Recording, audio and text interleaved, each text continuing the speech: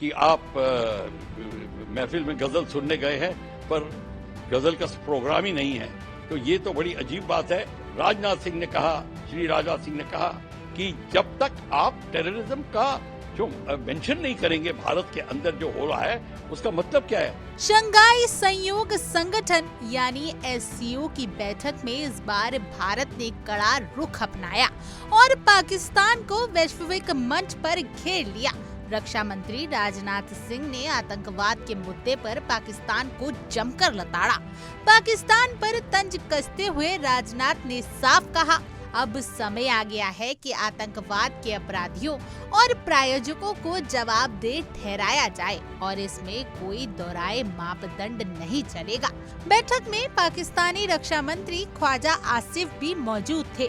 बावजूद इसके राजनाथ सिंह ने खुलकर पाकिस्तान प्रायोजित आतंकवाद, हालिया पहलगाम आतंकवादी हमला और ऑपरेशन सिंदूर को लेकर भारत की स्थिति मजबूती से रखी।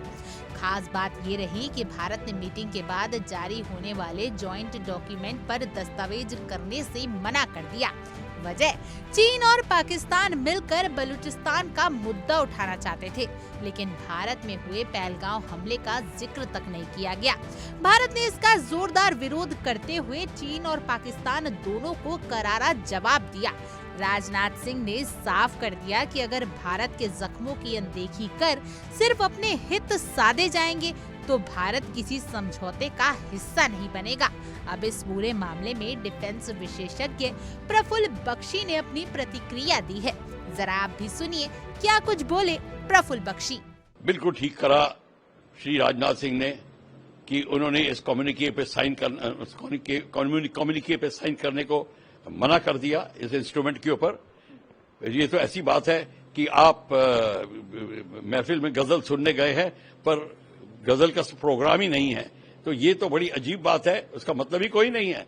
तो राजनाथ सिंह ने कहा, श्री राजनाथ सिंह ने कहा कि जब तक आप टेररिज्म का जो मेंशन नहीं करेंगे भारत के अंदर जो हो रहा है, उसका मतलब क्या है।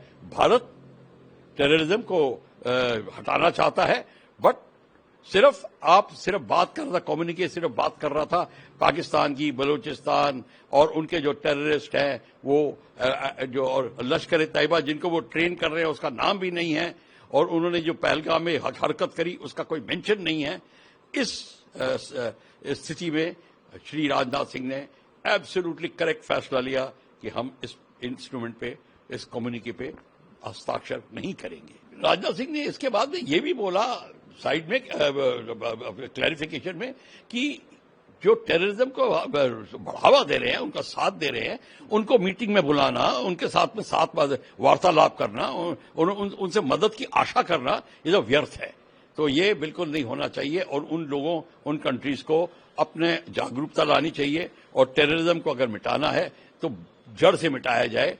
रेडिकल इस्लाम अगर फैल सकता है, भारत में फैल सकता है, पाकिस्तान में तो फैल सकता है, चाइना में भी, उनके उग्यार मुस्लिम भी हैं। तो ये भी एक किस्म से लोगों को पता चल जाना चाहिए कि इस बीमारी से कोई भी तड़प सकता है। तो इसके लिए सबको एकजुट होकर रेडिकल इस्लाम की टेररिज्म को निकालना पड़ेगा और एकजुट होकर काम करना पड़ेगा।